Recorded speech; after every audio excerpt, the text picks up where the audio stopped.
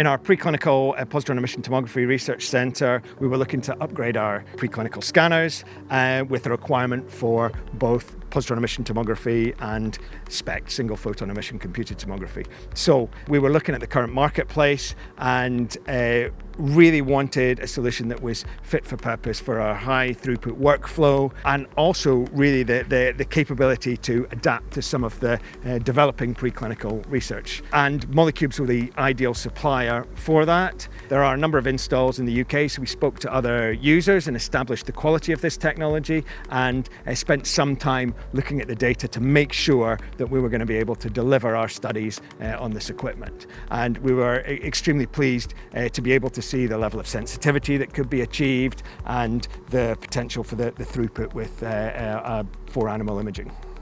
Positron emission tomography is a core part of our studies. We're doing translational work that takes things through preclinical work through to clinical studies. We need high quality assessment of our preclinical PET tracers for this. And so having a system where we could get true PET, we're not having to change collimators between studies, and we had a really high level of sensitivity, were extremely attractive for these studies. Another core aspect of the MOLECUBES is the footprint, the space that they take up. And that's helped us out in terms of utilising our space in our preclinical facilities. There's not many places where you have the luxury of just all the space you want. And one of the things that it has allowed us to do is expand out and have dedicated space for different radioisotopes while still keeping our scanning facilities in the same building.